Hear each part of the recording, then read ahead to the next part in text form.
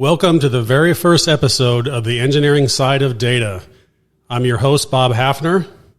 I have a special guest here tonight. We're going to be talking about cloud data warehouses. His name is Michael Meyer. Very happy to have him on. He was at the top of the list of guests that I wanted to get on when I started thinking about doing this podcast. Thanks for coming on, Mike. Tell us a little bit about yourself. Yeah, well, thanks for having me, Bob. So my background has been kind of in the technology space for almost 35 years now, which is hard to believe. A good 25 years of that has all been data related. So, and I really enjoy working in this space. I would say over the last 10 years, my focus has really been more on the analytics side than the application side. So it's been fun seeing how the architectures and different things have rapidly evolved in the last 10 years. Nice. That's great. Thanks for the introduction there. Let's kick things right off with a very loaded and broad question. Why are cloud data warehouses so dang popular? Well, for me, I guess where my attention grabbed to this whole space was the fact that, if you're a relatively small team and full of data engineers, do you want to be focusing on trying to, with some of the things like Hadoop, trying to keep a cluster up and trying to run the hardware, or do you want to focus on the data? Yeah, the operational nightmare of some of these tools that are popular nowadays, or maybe they were popular a couple, 3-5 years ago. Yeah, absolutely. Yeah, exactly. And so when started to see some of these come out, it was like, well, wow, this is really attractive because now my team, we can really focus on delivering value to the business and getting that quicker through being able to use the cloud resources for that. So that was one of the first detractors for me, to be honest. And then the second thing was, as I started to look at it, it was really about performance and being able to scale and not have to and pay for what you're actually using, not having to go out and acquire a bunch of hardware or wait. Those instances where back in the day when you had to wait for more servers to come in, or hey, I need to move to that bigger server of Oracle or whatever, to get Oracle running. And those days, you just would be frustrated because it puts you kind of on hold and you're basically kind of stuck. Where today with a lot of these cloud warehouses being elastic, I can get that processing power on demand. And then when I'm done, I simply just let it, go back to its normal state. And so I'm charged for the usage. I'm not charged for having a whole huge data center full of hardware that I may or may not use all the time. Yeah, no, that makes a lot of sense. When they're waiting for weeks, maybe months for that new appliance or new install for the Onprem, that's a little bit of a momentum killer. And not a lot of productivity going on there. And I've heard that a lot with the elasticity of things like cloud data warehouses. That is a big game changer, the ability to scale up and scale down as needed. So I can imagine that was an important factor in what you were thinking. Yeah, it definitely was. And some of the things as around the early 2010 timeframe and things when appliances were hot, I have to admit I was on that bandwagon because I thought the performance was great. It was great until you kind of reached that plateau or you kind of maxed out that level that you're at. And so your next option is to double it in size or add another quarter size to these appliances. Yeah, and so it was scale up. Yeah, and it was a huge investment, right? And so you're going like, well, there's just got to be something better, And at the time, like I said, it was great. And then the other concept with these appliances were we know how to balance out the machine. We know how to balance out compute to storage.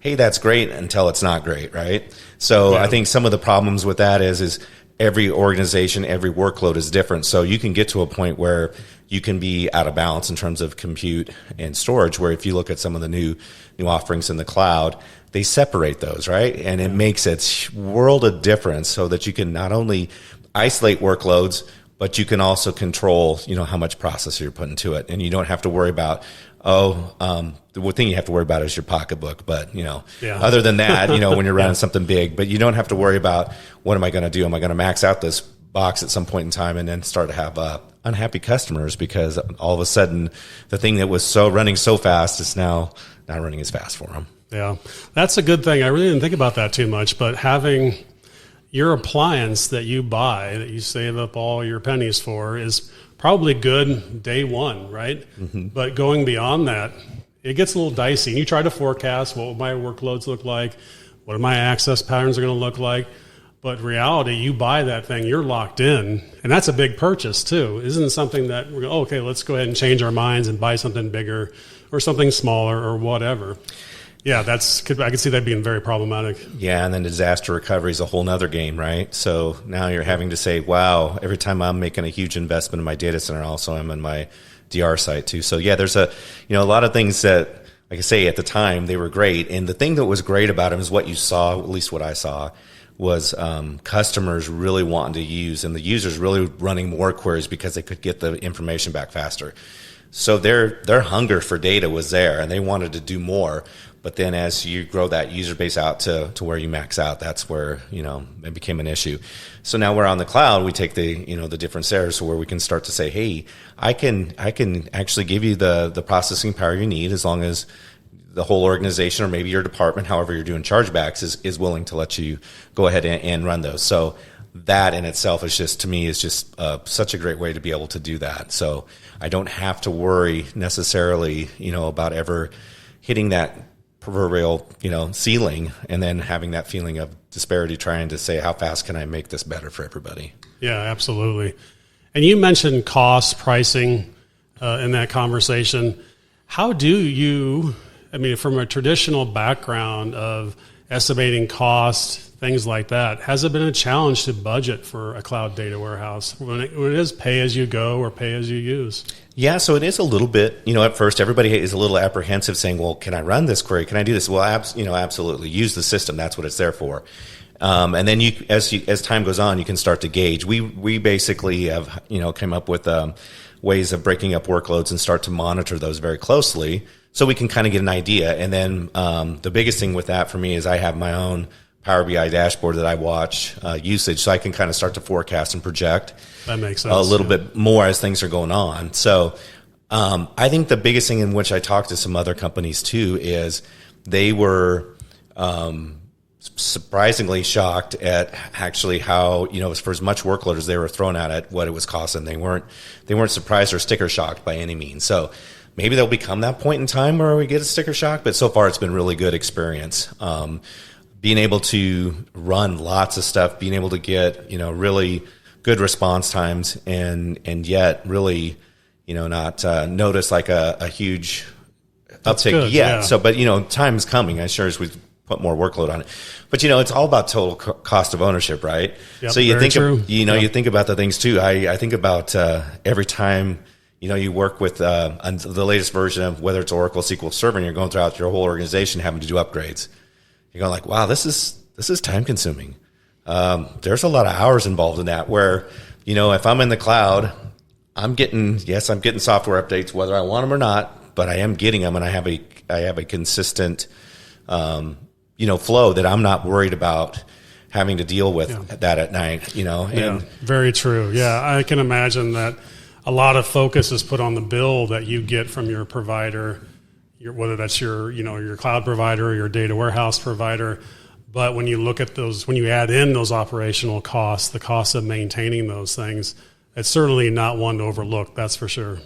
Yeah. There's just so many, to me, positive impacts of going to the cloud. You talk about things like data redundancy too, in which you're getting, automatically. You're not, most organizations, especially I'm going to go back to the medium and small, you're going to struggle for your DR plans and you might have backups and stuff, but to having, the multiple copies of your data and having that done for you makes, a huge difference too. So there's that whole operational side that I think most people, if they go like, well, yeah, we're having to pay, we're paying as we're going, but think about all the resources if you were running this yourself that you'd have to have on staff. Yeah, and, that human factor, that human, the personnel cost is so much more than when you start to add up versus that. And, when you talk about companies that have been doing this, and they're doing it at scale, right? So it's not like, hey, they just threw a couple servers up. No, they're just doing a couple more.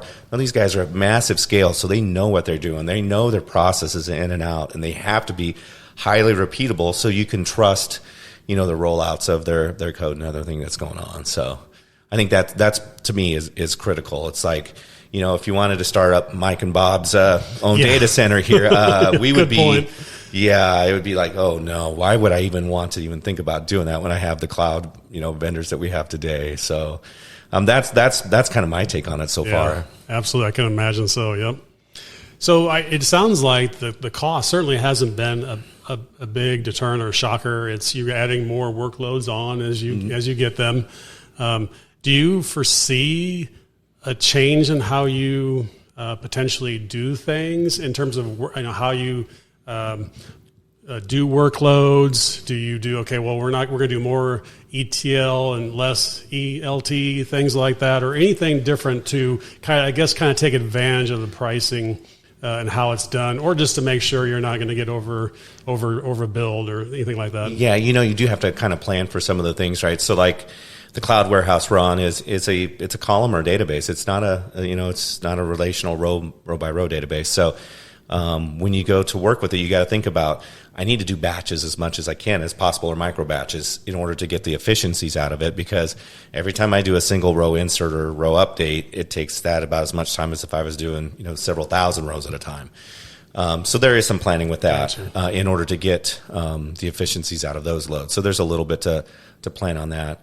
And then I would say one of the things, just in general, nowadays that you're looking for, and I don't know that it's necessarily tied to the cloud, but as you're trying to move things and trying to do more, is how much can you automate, right?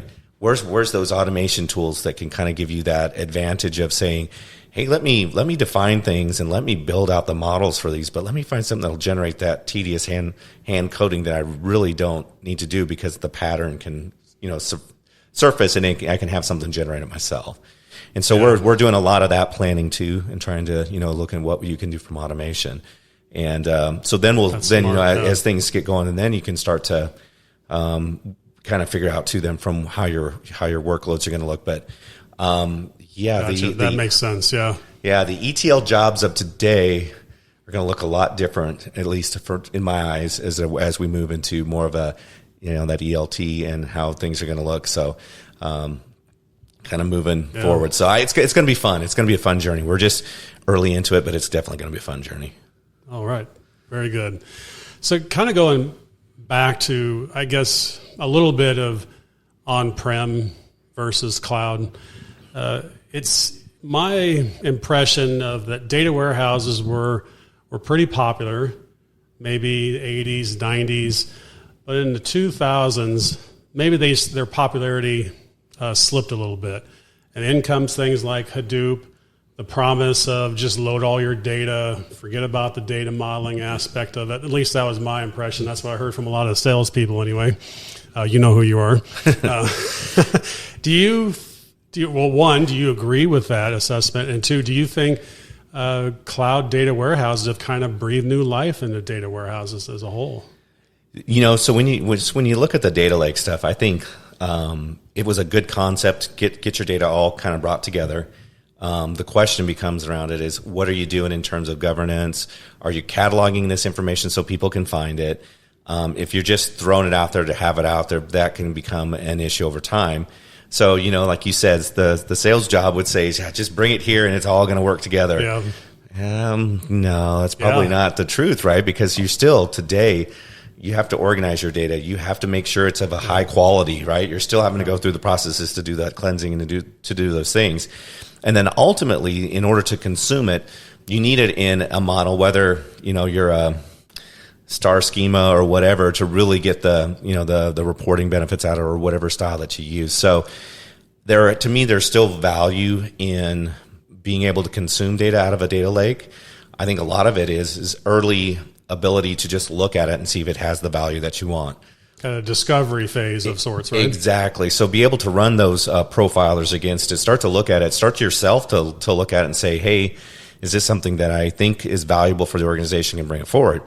Or if this is just something I'm going to query like once in a blue moon, I might leave it as a data lake style. So a lot of your cloud warehouses are also supporting that notion of still being able to do data lakes type stuff through like external tables, the concept of having an external table. So I think there's a place for it, but I don't think it's the complete solution. I think that's where over time things have missed the boat, that it's just can't be the complete solution. Yeah, no, that makes sense, and I would agree with that. Yeah, I think everything you listed prior to this in terms of elasticity, the power, the durability of the solution as a whole, and then now this idea that a lot of the cloud data warehouse providers have said, hey, listen, you can have your star schemas, but you can also, we'll be able to let you write queries that will pull from this or pull from external stores like block stores like Azure Blob or S3 or things like that, right? Yeah, definitely. And that seems to be very appealing to a lot of folks. Sorry, go ahead. Yeah, absolutely. And then if you start to think about working with semi-structured data, you think about, I got these, JSON documents, and I'm going through them, and there may be, X attributes that I want today, so I pull them in. Well, as long as I still have that, on that external storage, there's nothing that says I can't go back and get it. So it gives you a little more flexibility because, it's in the back end. I always remember back working on other solutions where we'd go back and forth, replicate all the data, replicate only what you need, and it's always that catch-22 where, today, here's the other thing about the cloud. Storage is cheap, right? Yep. Storage is cheap. So from that perspective, saving some of these things around and having them available to go back later and pull more nuggets out of that data is definitely worth having and keeping it around, in blob storage or, like you said, an S3 bucket. So I think that's another critical element to this is the fact that, how many years in my career we had to micromanage the disk space, and we had to be very careful about, how many IOPS am I going to get out of this disk drive device in order to try to keep performance at a decent level? Oh, now on this storage area network on the SAN, what can I do to make it as performant as I can? All of those things you think about, all of those, most of those pain points have been removed with a lot of the cloud technology. And, so that to me has been a blessing to be able to not worry about this. I mean, I remember days sitting with our platform engineers and we're figuring out how many IOPS is it going to take to be able to get this process. What if we spread the drives out even further? Can we get the throughput that we need? And it just became one of those mind-numbing exercises to try to figure out. So, again, it goes back to me as a data engineer. I want to focus on the data and getting the value out of that as information. I don't want to have to sit here and think about tuning hard drives, tuning memory, and all that stuff in order to make it happen. Yeah, that makes sense. Mike, sometimes I hear some of the vendors talking about how it's important to be cloud native, built from scratch. I know some of the cloud data warehouses are and some aren't. How important that is to you think? So over the years, one of the things I really studied was all the different architectures. And I've worked, in 25 years, I've seen a lot of different things come and go from, shared to shared nothing in all these different ones. And as you embrace a new way of doing things, and especially like the cloud, I think it was very important to start from the ground back up because over the last 30 years, everybody's learned so much about what it takes with working with data. But if you hold on to the old premise of just still doing the same thing continually and trying just to throw hardware at it, it's still not going to be the experiences that you're looking for. And I know a couple of the vendors, as they move to the cloud, they got a quick solution. They were able to do things, and it could be fine. You might be fine. But if you're looking for, to me, the best of the best, they're built from ground up. Yeah, to take true advantage of what the cloud has to offer. A lot of times you need a from scratch, something that's built for the cloud. That makes sense. I agree with that. And there's times where things, over the years have kind of, as they were built from scratch, I don't think can fail. I don't remember if you go back to your days of the object databases. Yeah, and it was going to be the greatest new thing, and it didn't happen to turn out that way. But when you invest a lot of time in looking at the problem space and saying, there is a better way. I think that's where, to me, the creativity, the engineering that's come out in some of these is just phenomenal, and that's really what's taken us to the next couple decades of what can happen with data. Nice. So what about security? Right, I imagine there were some hoops that you had to jump through, some things you had to prove to some of your folks, both on your team and outside of your team in your organization. How did you address those?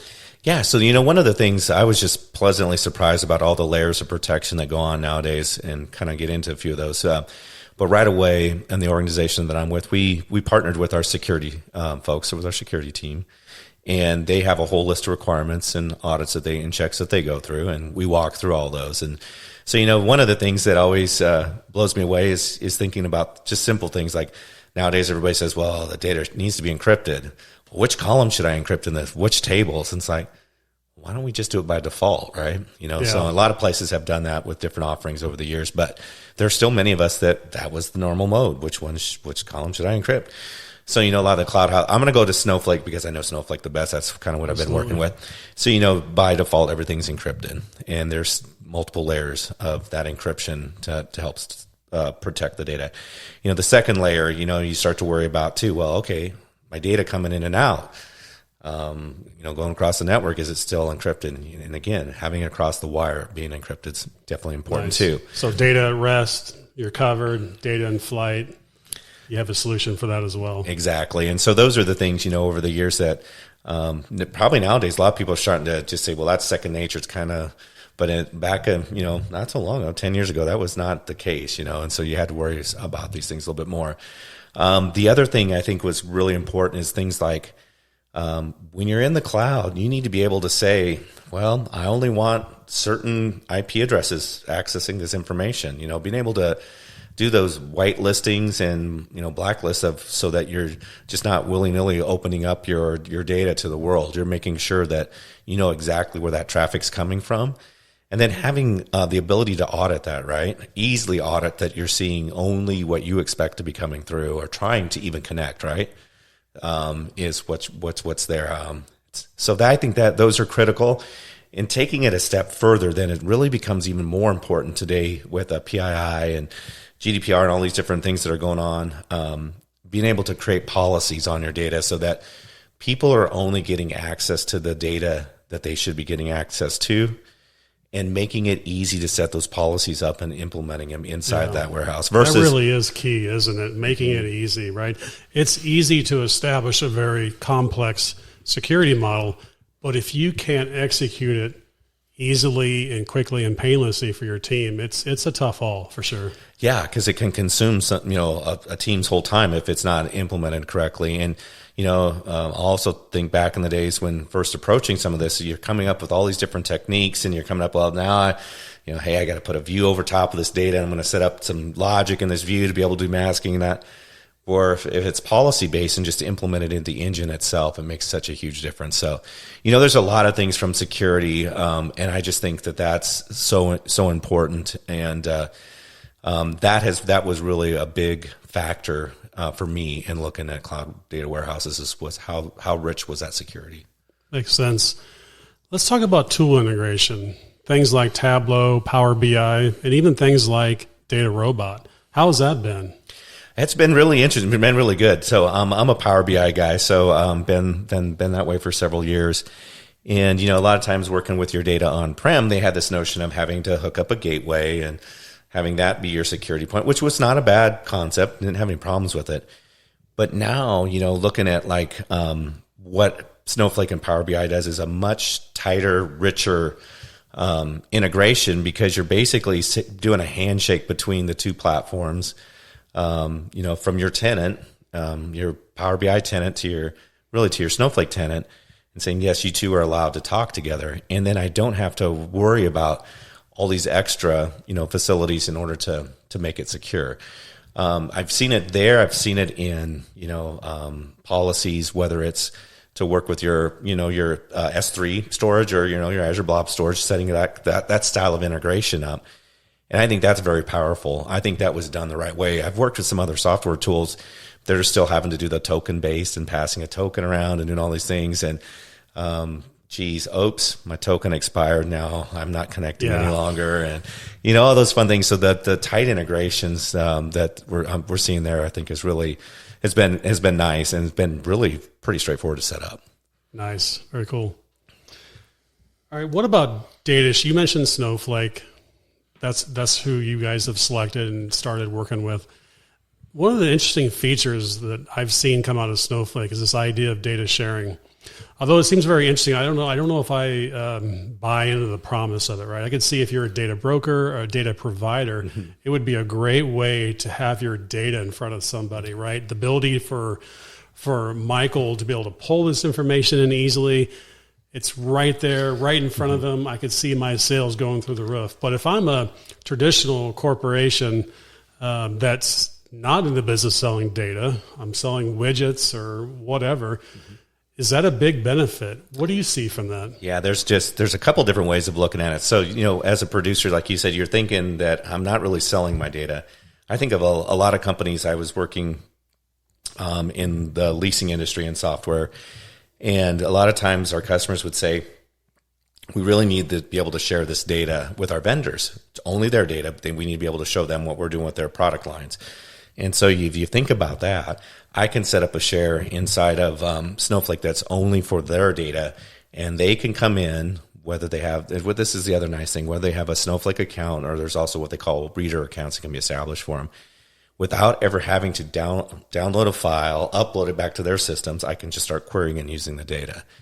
So, okay. So if you think about it in terms of if I'm running a vendor program and I have several different vendors, boy, this is one way to keep them happy, right? Easy access to the data that they need to help see what's going on. In terms of a consumer, so that's kind of the producer side. So I see that as any of your partners, that even if you're not selling, you may be working with your partners, whether it's your marketing partner, whether it's your parts partner or whatever, that's an excellent point. And I bet that you just having your platform on the cloud makes that sharing so much easier, right?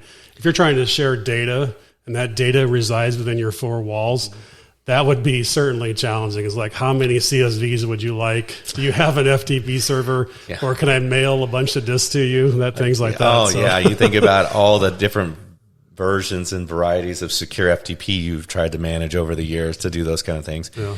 And as a consumer, the other thing is there's going to be always going to be some public data sets. Weather data sets I always go back to is my favorite from like a lot of public ones out there.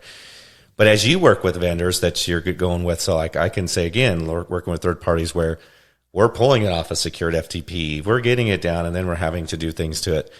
Instead, I can have it shared to me, and it looks like just another database inside of my own footprint, and start querying it and joining it to my own data. The agility play in that and the amount of time saved is just tremendous. And that to me is the key to all of this. So I think that's really the key play to this. Okay. And so, looking forward to doing more with it. We're actually, I've just kind of looked at the mechanisms and stuff, and I think it's set up really well. So I think it's key. I think the world is going to, if you can, again, we talk about making things easy. If you can make it easy and straightforward for somebody, that's a huge plus. And the data sharing stuff has definitely come a long way. Excellent. Yeah, that's some good stuff to think about there for sure. All right, let's wrap up with a final question. So obviously cloud data warehouses, they've been a bit of a game changer, right? What features are we going to be seeing in the coming years coming out of the cloud data warehouse space? Yeah, so, we were talking about this, a little bit offline, and one of the things I saw in the day of the appliances is right when data science was really getting rolling and people were using a lot of R at the time. And, it was like, hey, I'm running my R on this server but my data's on this other server. And I have to make these round trips to be able to do things, and it slows me down. So at that point in time, NetTease actually got R to be running on its processors internally, and talk about at that time, a game changer because it was so fast. You could start doing scoring models and doing things, and it was so quick. So I think you're going to see that in your cloud warehouses. They're going to become tighter with all of those integrations to machine learning and things like that. So eliminate that data movement, right? Your performance is going to always be so much better if you can eliminate moving data between things. The second thing I think is we're going to continue to see, more from that unstructured data. You're going to start seeing more in terms of, working with images, working with today, which a lot of places already do, but working with those kind of things to incorporate into your machine learning that's going to really work with these cloud warehouses. And, the analytics space is just blowing up with all the cloud just offers such a huge benefit from not only traditional analytics, but near real-time analytics. And, one of the things that I think is cool, and I've really been watching this closely, is, your natural language processing. So as a user, I can ask a question about my data, and it's going to return the results back to me. I don't have to write a query. And if you think about it, having all that again, the cloud provides all that extra processing power. And vendors that are out there today in that kind of space, they're working very rapidly with those with the cloud data warehouse providers and coming up with great solutions. So, you put that together with a little virtual reality, and the old days of Iron Man and Jarvis are going to be upon us here soon. I like the sound of that. All right. Hey, I really appreciate you coming on and talking about these innovations in cloud data warehousing. It's been a great episode. For the folks listening, make sure you subscribe and be on the lookout for some new episodes coming.